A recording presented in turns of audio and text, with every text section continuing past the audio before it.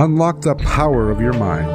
This is Provocative Enlightenment with Eldon Taylor.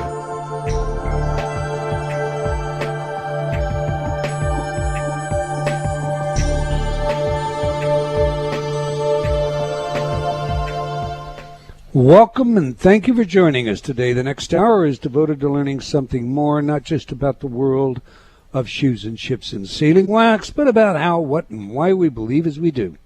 A time for the open-minded and a time for those willing to question what they think they know or what they may believe, those willing to be uncertain for an hour. I'm Eldon Taylor, and this is Provocative Enlightenment.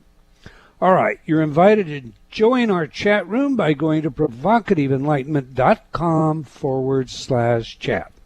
My partner Ravinder is in the chat room now, and she's waiting for you. It's a great chat room, so get on over there.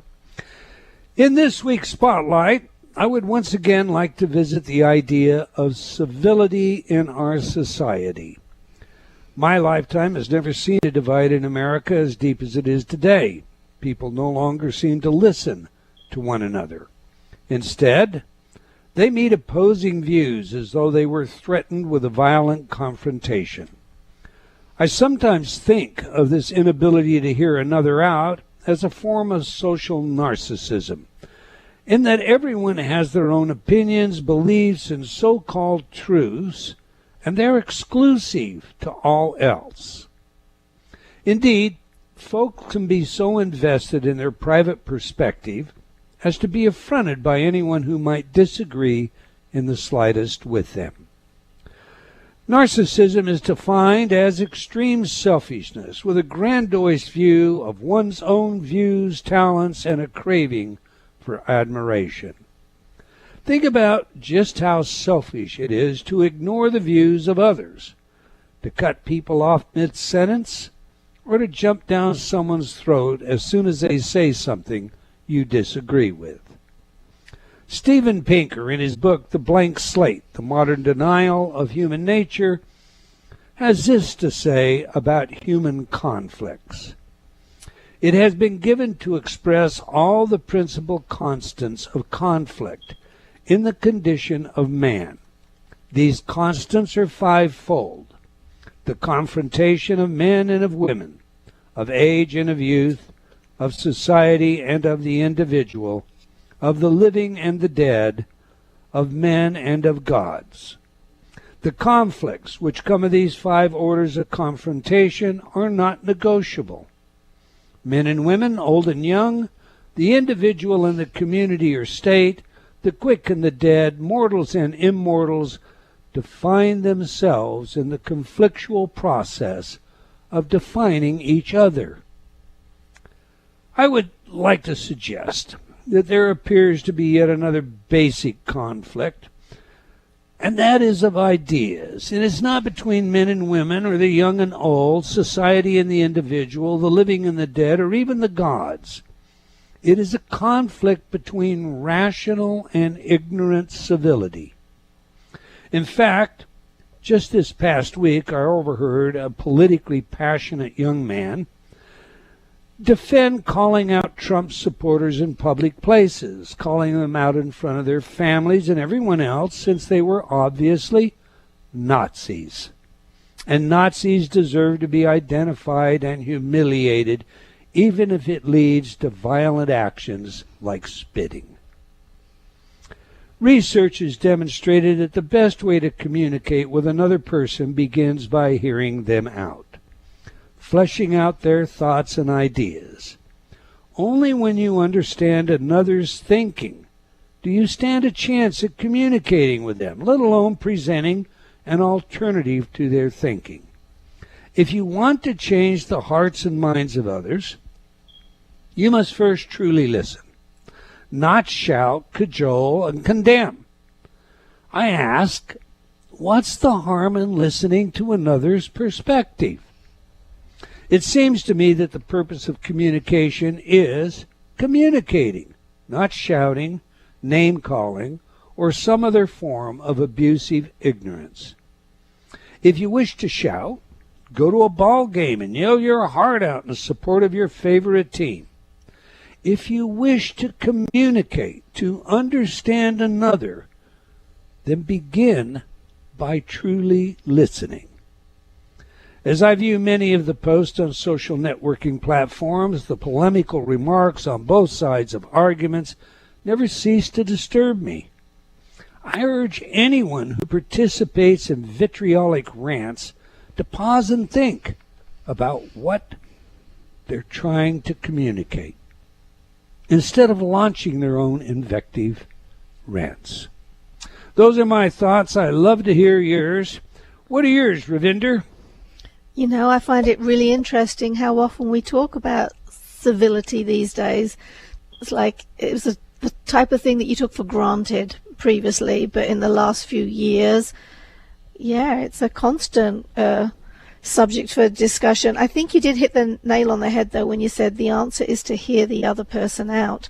You know, when you take the time to hear what someone is saying, they feel respected. They're going to talk a lot more. You are going to learn more in the process, and then you can get a chance of having a discussion. I would say the other thing that everyone should do right now is to put judgments to one side.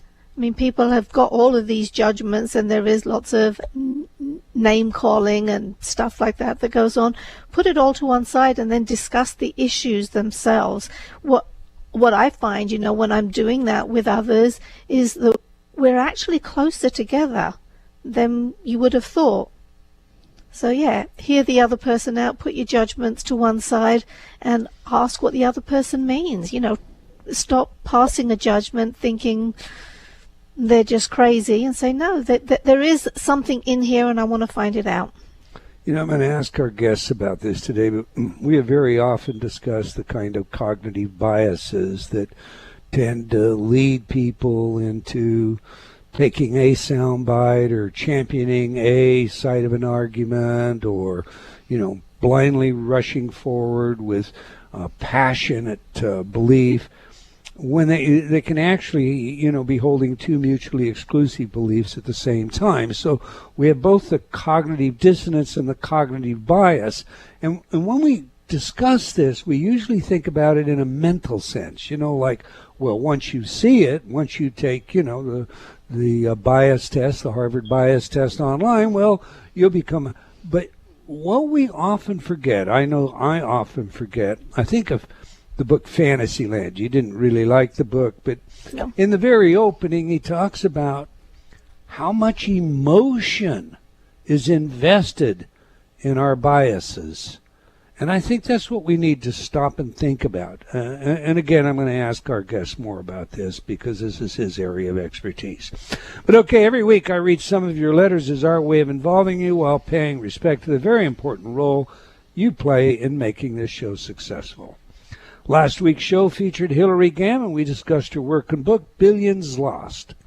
Lois wrote, great show with Hilary. She makes so much sense. I have never understood why we'd ship both jobs and technology abroad, especially to countries we know will steal the technology. Beth wrote, we are certainly learning the dangers of giving up too much information. Red wrote, I'd be interested in hearing any comments on the recent article regarding 1.5 million visa workers. There is a case for some foreign workers and some outsourcing, but the government needs to release the real numbers so that we can have an informed debate. Moving on, Tona wrote, I truly appreciate the materials you have made available to the public. They truly are a blessing to those that seek internal methods, solutions to address physically manifested experiences. And Victor wrote, I just want to express my gratitude to Dr. Eldon Taylor for what he is doing, his amazing work, and profoundly powerful, life-changing products. Well, thank you, Victor. Okay, that's all the time that we're going to take today for letters, but we do love your comments, so please keep them coming. You can opine by writing to me at Eldon, that's E-L-D-O-N, at eldontaylor.com, or by joining me on Facebook at Dr. Eldon Taylor. We do sincerely appreciate your thoughts and ideas. Now, today's show, Ravinder, this is a show, you actually took this course, Coursera on intellectual humility. Did Did you enjoy the course? Did you find it, valuable? Oh, I thought it was a great course. I think it's something everyone should do, and it is totally free. So all you need to do is go out to Coursera and search for intellectual humility. I did the course because I was tired of all the vitriol in our country right now. You don't have proper conversations. I learned a lot through the course. It's done through the University of Edinburgh, and they just put together really good online courses, so they're not overly difficult, overly complex. I developed a passion for philosophy doing, a couple of those courses. But yeah, I think it's absolutely invaluable, and I would highly recommend everyone out there go out and do the course and be part of the change that everyone wants. Well, I've signed up for the course. It looks very interesting. As you know, I just finished a Kierkegaard course there, and I'm impressed with what they do. So let's talk about today's show. Intellectual Humility with Professor N. Church. So let me tell you a little about today's guest. Professor Church is an assistant professor of philosophy at Hillsdale College. He was a co-principal investigator on the Intellectual Humility massive open online course project at the University of Edinburgh, and he currently is the principal investigator on the Problem of Evil and Experimental Philosophy of Religion project, both projects being generously funded by the John Templeton Foundation. So on that, let's get him in here. Welcome to Provocative Enlightenment, Professor Ian Church. Thank you, Eldon, and thank you so much for the kind words about the course, and it's truly an honor to be here with you. Well, it's our honor. Believe me, I really enjoyed your book. It was a much broader subject matter than I was anticipating based on what my wife had told me about the Coursera course. They should require this, as something that you read right along with the course, because it truly does cover a lot of material, and it does so in a way that I think appeals not just to somebody, at a college level, but it's written so that anyone and everyone can appreciate and understand these processes that bias us, that place us in situations of arrogance that defile, our own best interest. You heard today's spotlight, Professor. What are your thoughts on the civility of our times, and what have I got wrong? No, I think this is a really important issue, and I think you're touching on something that highlights the incredible importance of intellectual humility at this point. So one of the things that we've been studying in the course over the past several years has been the science of intellectual humility. Now, I'm a philosopher, and I'll quickly get out of my depth when it comes to the science of when it comes on these sort of things. But one of the things that's been really interesting to me is what's called emotional flooding. And I find that particularly relevant, especially as I'm teaching in the classroom. And so what happens with emotional flooding is sometimes someone will be extremely aggressive and angry, right? So I've taught all sorts of different courses, from modern philosophy to logic to ethical controversies. And as you can imagine, the ethics courses can get quite heated, right? So we're going to be talking about things that are extremely personal and incredibly consequential. And so, say I'm teaching a class on euthanasia, and a lot of people have some extremely strong views on euthanasia. Well, if there's a student in the classroom who expresses those views extremely angrily and thumping the table and is obviously visibly angry about it, and they express their views in such a way so as to completely make it impossible to disagree, because otherwise you're going to be an idiot, or you're obviously not thinking about this correctly. Well, then it seems to me that what's very common in the classroom is you see students do one of two things. Either they will buckle down and just sort of not say a thing and wait for the class to be over with, because they don't want to dialogue, right? They don't want to engage with that kind of anger and hate. Or they'll get red-faced and start swinging back. And in either case, this is called emotional flooding. People are getting worked up. They get overwhelmed by their emotions. They feel threatened. And they have a fight-or-flight sort of response to this threat. But in both cases, whether or not people are refraining from talking about anything or they're lashing out in return, in both cases, there's not genuine dialogue going on. People are just trading blows, or they're tuning out, but there's no genuine dialogue.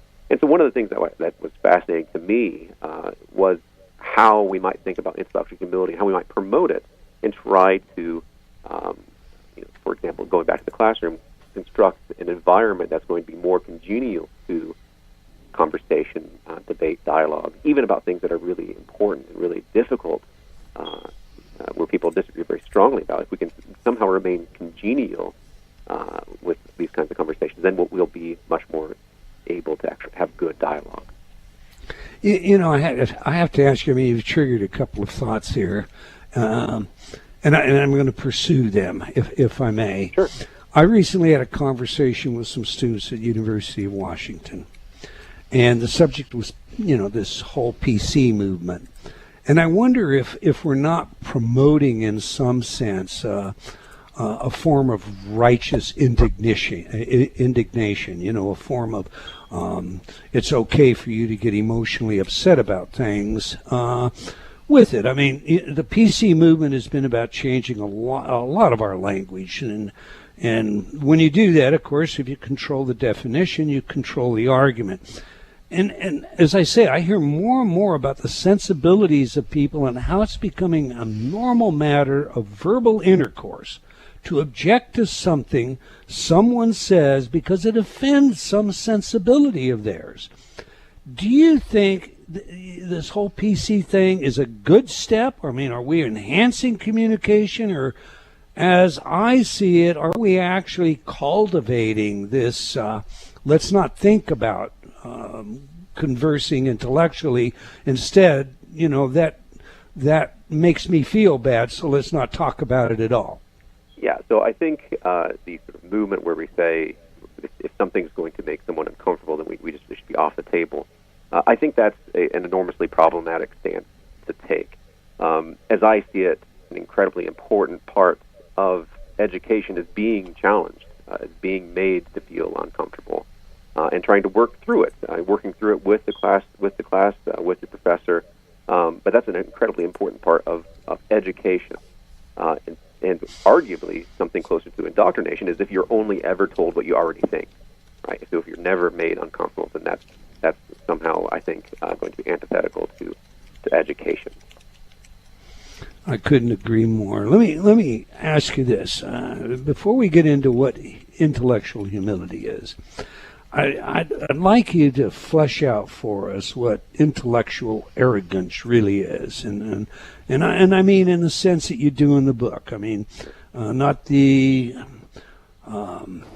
fact of the matter 2 + 2 = 4, but arguably yet the unprovable, because we have so many issues, and they're not just religion. They could be issues. I heard a young man at UW last week who believes that infanticide to the age of 1 is fine because the nervous system isn't hardwired to the brain, and Roe versus Wade is all about the potential of overturning, and it was a very passionate way that he was addressing all of this. But it also seems to me that you can take just a kernel of knowledge, like, okay, it's true that our nervous system is not fully wired to our brain until we're a year of age, but what has that really got to do with the issue? What is intellectual arrogance? Have I got it wrong? Well, yes. No, I don't think you do, and it's a really complicated question. It's a very good question, and people have been weighing in on these issues for the past 7 or 8 years, especially in the academic literature, and trying to figure out what the right answer here is. And so different people will give different answers for what intellectual arrogance is. And I certainly have my own view on that, but let me just sort of sketch a few other possibilities here. So okay. One of the main accounts of intellectual humility and intellectual arrogance is one that sees intellectual arrogance as an obsession with someone, with your status, right? And so if you're obsessed with your status amongst your peers and want to make sure that you look the best you can, that you have an extremely well-groomed social media presence, and so on and so forth, so as to make sure everyone thinks you're the best that you are, then that might be intellectual arrogance on this view. And so for them, intellectual humility is the absence of that. Right? So you might pursue various intellectual projects, not for the sake of your status, not for the sake of how your colleagues might view you or be impressed by you or what sort of accolades you can put on your CV at the end of the day. But you're pursuing various intellectual projects for the epistemic good themselves, for the sake of truth, for the sake of understanding something. And so that's one account. But another account of intellectual arrogance would be one where someone is completely and wholly unaware of their own limitations. Right. So for one account of intellectual humility is that being intellectually humble is going to be appropriately attending to and owning your limitations. Right. So if you are someone who where your limitations are always before you, they never leave your sight, as it were, and so you're burdened by these sort of things. Well, that's not good. That's what we might call intellectual servility, right? So the complete opposite of intellectual arrogance. You're self-deprecating and self-hating. But if you are, like I said, completely oblivious to your limitations, such that they never occur to you, well, then that might be arrogance on this view, intellectual arrogance on this view. So here, intellectual humility is going to be what's called a virtuous mean. It sits between those two vices, intellectual arrogance on the one hand and intellectual servility on the other. Now, the view that I am particularly attracted to is what I'm calling the doxastic account of intellectual humility. Now, doxastic here just means focused on belief. And so think of humility in general, not just intellectual humility, or arrogance in general, not just intellectual arrogance. So you might think of a humble person as someone who doesn't think too highly of themselves. Right? An arrogant person would be someone who thinks that they are the bee's knees, so to speak, and they're amazing when they're not. But in contrast, a self-deprecating person, a servile person, might be someone who is self-hating, and that's not good either. So a humble person is going to think about themselves as they ought. They will value themselves as they should. Building off of this kind of description, we might think that an intellectually humble person is someone who doesn't think too highly or too lowly of their beliefs. Right. So this is, again, the doxastic account.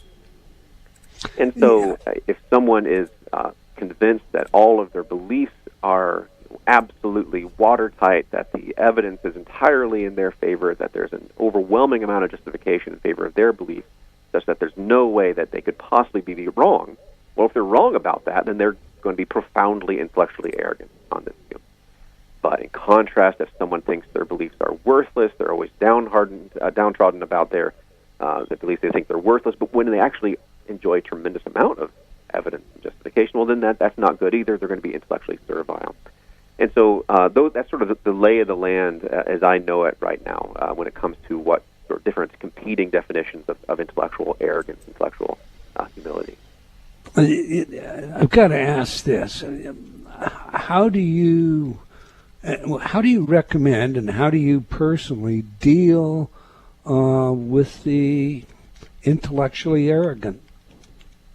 Well, I mean, it's for me. I try to be aware of my own arrogance, right? So try to be aware to the extent that I might be shut off to dialogue, right?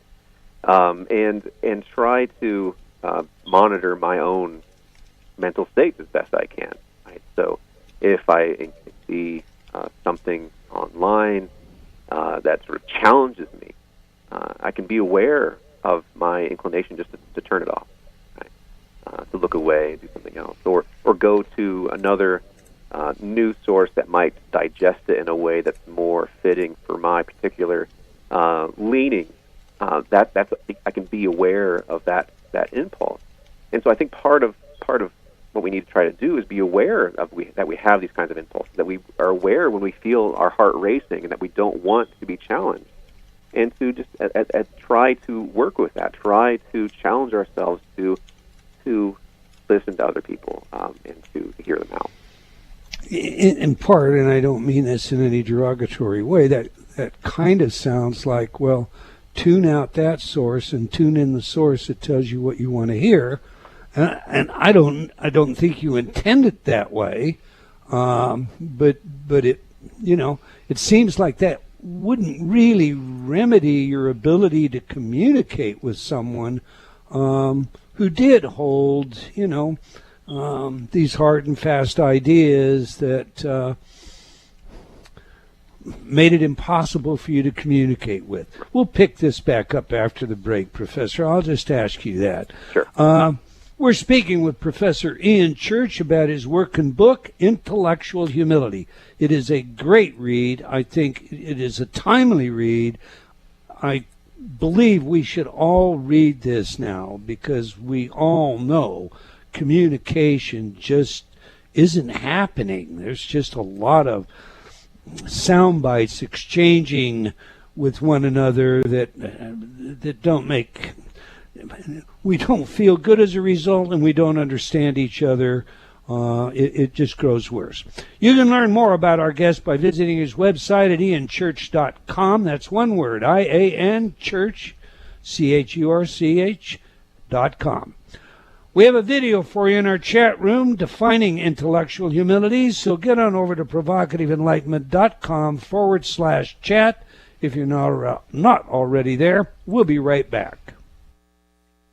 You're listening to Provocative Enlightenment with Eldon Taylor. Change has never been easier. Whether you wish to lose weight, stop smoking, build better relationships, become creative, enjoy ultra prosperity, or simply relax and promote self-healing, InnerTalk has been repeatedly demonstrated effective in the most rigorous of scientific studies. Our customers love InnerTalk.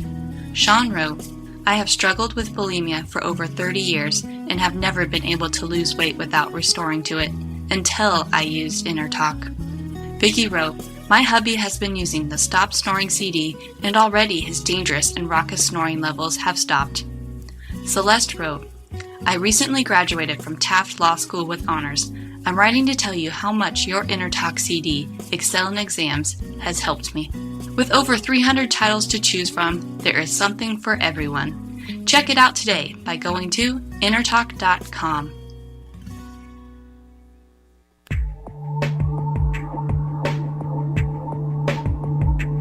Unlock the power of your mind.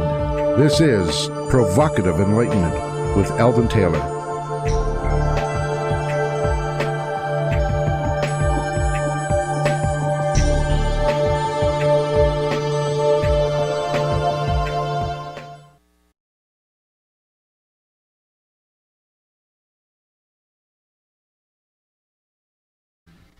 Welcome back. If you just joined us, we're chatting with Professor Ian Church about his work and book, Intellectual Humility. I'll tell you, it's a book that, again, I'm going to encourage you all to get it. True story. My personal library, my wife's personal library, some 6,000 books. We decided we're going to get rid of many of them that we have read, many that we haven't read.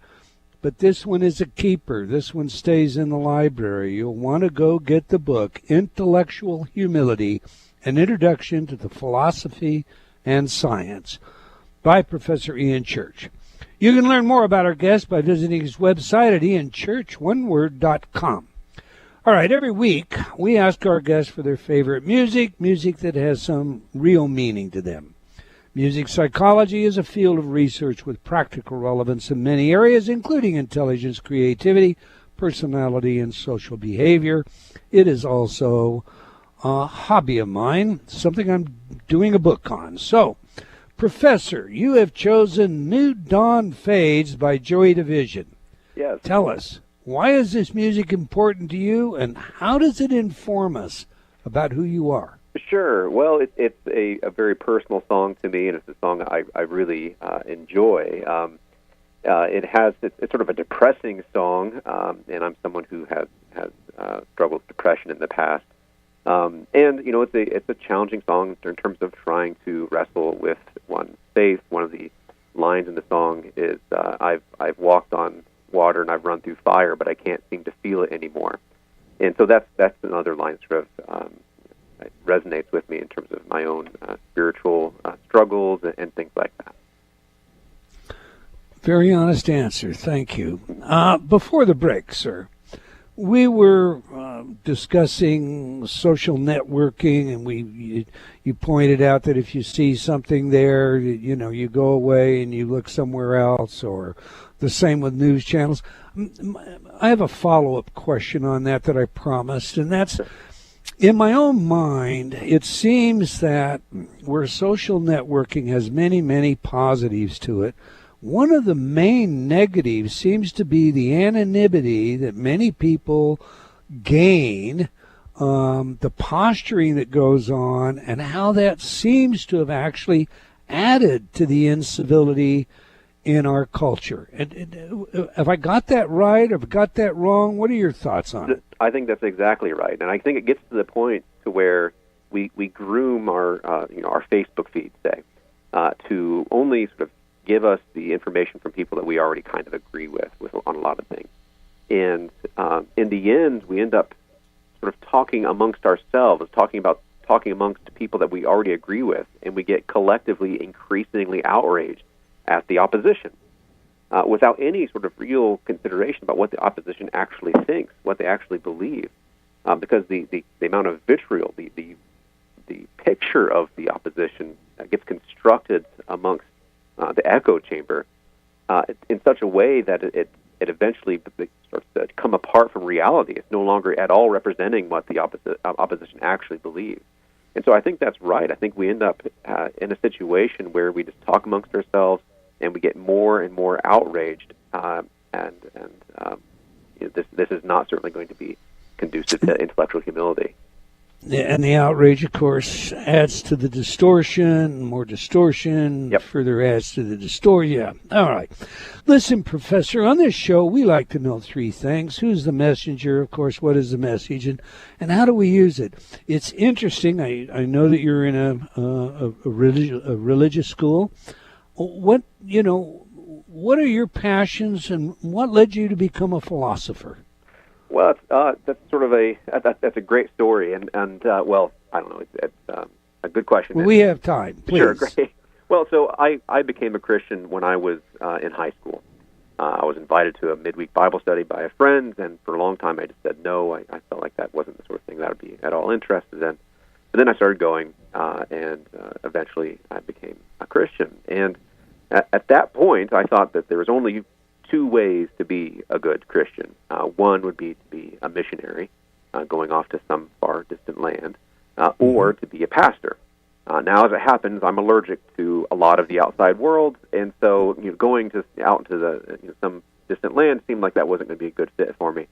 And so I thought at that time the thing for me to do, if I'm going to be a serious good Christian, is for me to be a pastor. And so I, still in high school, was thinking about seminary and getting ready for that. And so I would go to different seminaries and ask them, I'm going to be going to college soon, what should I study in college and to be prepared for seminary? And they would say different things. History was fairly common. But one of the most common subjects they told me to study in preparation for seminary was philosophy. Well, I was already quite interested in philosophy, and especially given my conversion at that time, I was very interested in religious epistemology. So how we can know anything about God, how do we know what sort of theological truths are right, and so on and so forth. And so I was going down that road, looking more and more into religious epistemology, and part of that also connected with questions about what kind of critters are we? So what is a human being? How do we know things at all, be it about God or anything else? And so, but as I was getting ready to start college, it was starting to dawn on me that, for one thing, I'm probably not gifted in the right sort of way to be a pastor. I didn't feel like that was actually going to be a good fit for me after all. But additionally, that I just loved philosophy for its own sake. And I can still remember my first philosophy class, my professor, Dr. Daphne Roll, and I absolutely loved that class. And it made me fall in love with philosophy, and really it became something I wanted to pursue as its own end. And I haven't really looked back since.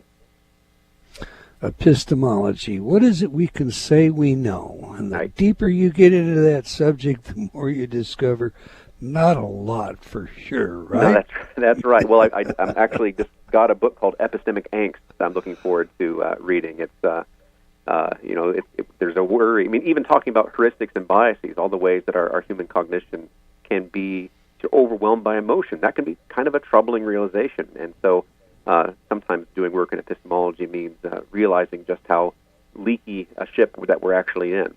And the more you look at the findings in neuropsychology today, you discover that, most of our thinking is coming out of our subconscious. Right. And our conscious is just simply a 20/20 hindsight, rationalizing why we do things. That's right. And all, it becomes very complicated. But I can't think of a passion.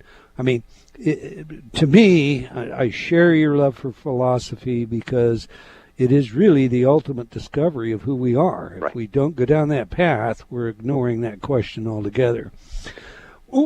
So what made you become interested in intellectual humility? Did you run into some arrogant this, that, or the other? Or was it a matter of some things, as you point out in your book, you can argue about and get to facts. Right. Some things, there isn't a hard answer.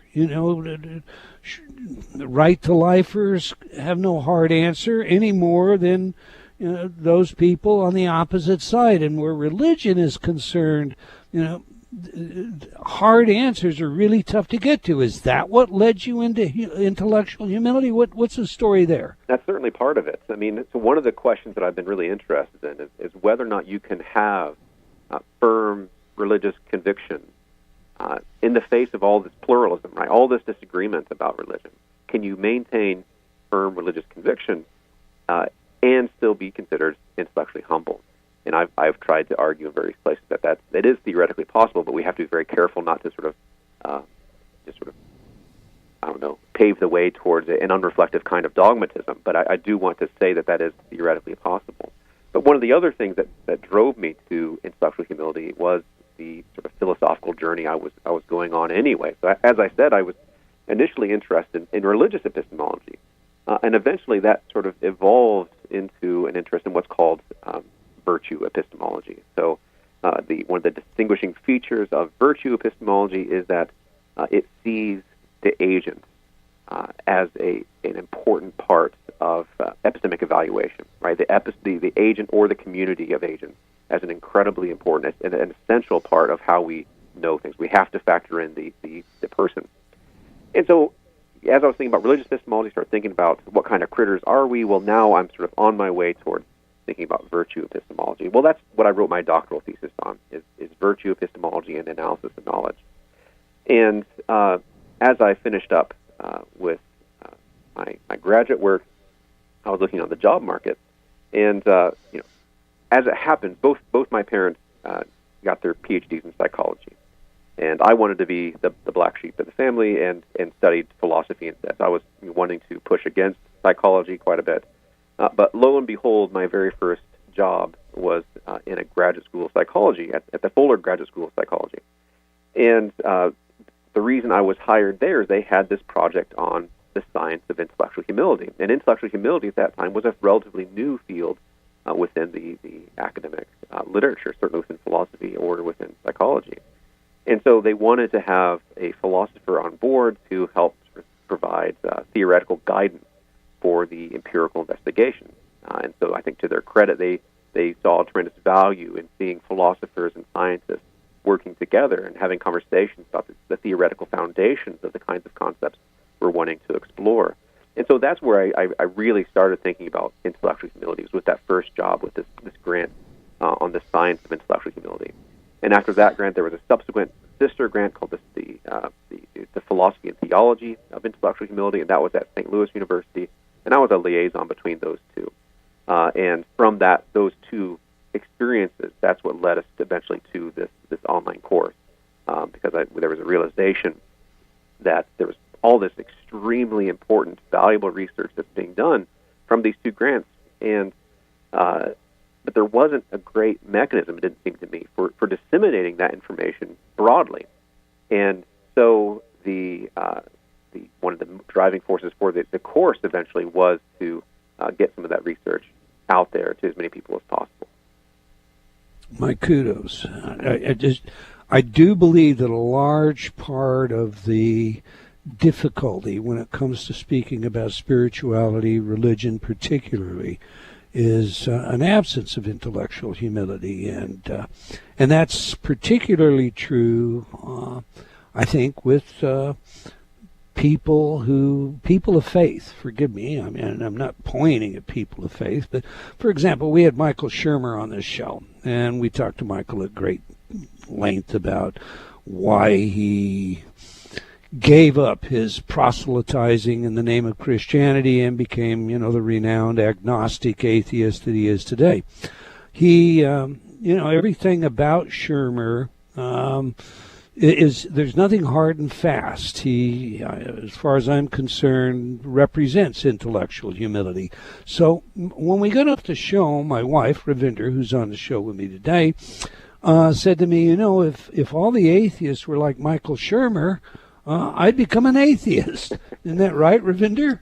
Yeah, I've got great respect for the guy. He thinks very clearly. And so sometimes when you get that hard-nosed person, they could even be right, but the way they present themselves is just so off-putting that I think that creates part of the confusion and conflict that we see, and maybe even why some people, particularly the younger generation, are moving away from religion and moving away from God. I don't think it's the arguments like, well, if God is omnipotent, can he build a rock so large he can't lift it? I don't think it's that as much as it is the Bible-pounding, thumping arrogance that goes with it.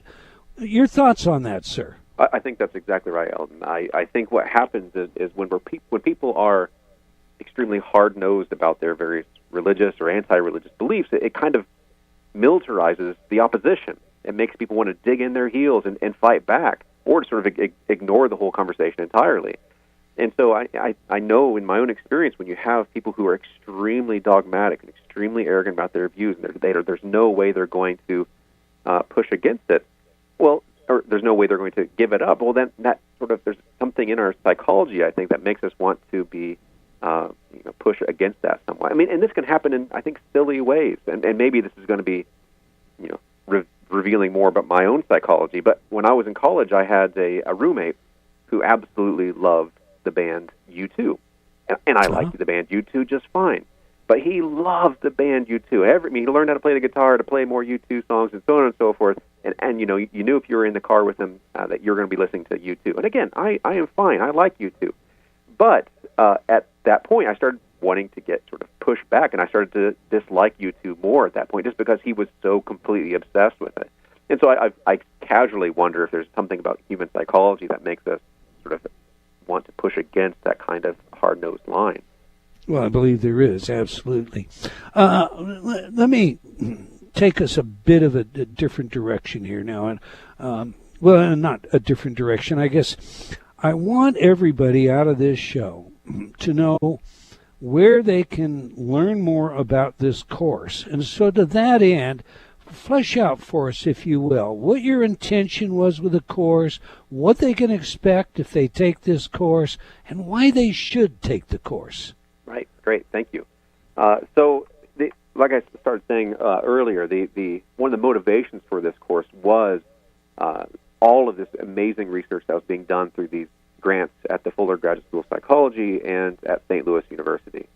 And there was extremely timely, powerful research being done. But the worry was that unless you had a subscription to various academic journals or had a really good academic library nearby, you wouldn't be able to have any idea that this literature was going on, that this was being developed, that there were these exciting conversations going on. And the University of Edinburgh has been a pioneer in putting together these massive open online courses, these MOOCs, as they're sometimes called. Right. And so they had a Introduction to Philosophy MOOC that was an enormous success. They now have a course on philosophy, science, and religion that's going really well. And so I was able to collaborate with some friends there, and we were that's where we went with the course, to develop this course, to bring some exciting research that was going on at these other projects at Fuller and at St. Louis University, to bring them out to everybody. And what the course is broken up into 3 mini courses. The first is on the theory of intellectual humility. So this is where we're talking about, okay, what is an intellectual virtue in general? What is intellectual humility? How do we go about measuring something like intellectual humility? And then the second mini course, the mini MOOC, if you will, is on the science of intellectual humility. So this is where we start asking questions about how does emotion affect our ability to be intellectually humble? How does human cognition affect it? How do we develop intellectual humility? Is there something we can do to promote humility in children, say? And the final section, the final mini MOOC for the course is on application of intellectual humility. And so here we're asking questions about, okay, how should we handle disagreement amongst peers? Right? So if you're disagreeing with someone who, for all you can tell, is every bit as intelligent and as informed and as availed of all the relevant evidence as you are, what do we do when they disagree with us? Right? That's a really important question, it seems to me. And all other questions about, who do we trust? How does intellectual humility affect our ability to listen to testimony, to what people tell us? Because again, this is something we sort of circling back to what we've talked about at the beginning. It's very easy for people to tune out and to just dismiss any opposing views as fake news, and that they can go find alternative facts or whatever, right? And so dodging any sort of real engagement. And so I think that's a really bad thing if we're not willing to listen to each other. I think it's a very bad thing to end up where you are only talking amongst yourselves. You're only ever engaging with different sources of news that are going to affirm what you already believe, so on and so forth. And finally, the final practical element in the third mini MOOC is what should we do about religion? Can we maintain firm religious belief in light of pluralism?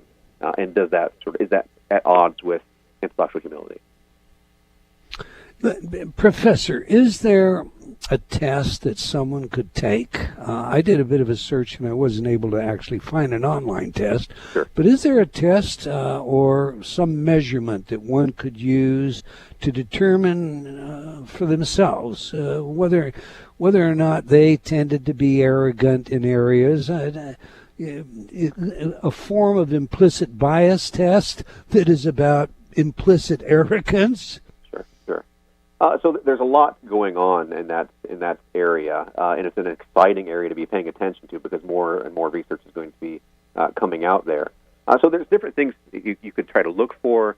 You could try to find tests that will test your level of dogmatism, right? So how willing are you to engage with opposing views? Sometimes this can come about in sort of need for closure, right? Are you willing to let there be sort of lingering mystery about a question, or do you feel like you have to come down on an answer right now? Probably the most popular and easiest to get to test would be what's called the Hexaco model for personality structure. And the H in Hexaco stands for honesty and humility, and that will give you a sense for where you stand there. Now, trying to develop a measure for intellectual humility or humility in general is notoriously tricky, right? Self-reports of humility seem to be self-defeating. So if you ask someone that they're humble and they say, yeah, they are, doesn't that mean they're arrogant then? And so it can be sort of a tricky business, but I think the Hexaco model is probably one of the best ones to look at this point. All right. I have to ask you this because you brought it up, and we only have about 1 minute left. You have compared intellectual humility with dogmatism. You've said they're compatible. Yeah. How is that so? Well, so this is, I guess, a somewhat controversial claim, but I'm wanting to say that there are times where it's okay to be dogmatic. And so one of the worries here is if we develop a psychological measure of intellectual humility, say, that just sees it as the opposite of dogmatism, then there might be times where we should be dogmatic. And so that measure is going to be missing that. It's going to be conflating, it seems to me, intellectual humility with servility. Right, so if someone's just never committed to anything at all, well, that might not be a particularly virtuous stance to take. And I'm sorry, but we're just out of time. Sure. I want everybody to know the book is Intellectual Humility. Go get a copy of it. Do go to the Coursera course. Thank you, Professor, for your work and your willingness to share it with us. We've come to the end of another episode of Provocative Enlightenment, and I want to thank all of you for joining us today. Hope you'll join us again next week, same time, wherever you are in the world. Until then, remember, believing in yourself always matters. Provocative Enlightenment has been brought to you by Progressive Awareness Research and other sponsors. Provocative Enlightenment is a syndicated show and appears on other networks. For a schedule of show times, visit provocativeenlightenment.com. If you're interested in becoming a sponsor, write to Eldon at eldontaylor.com.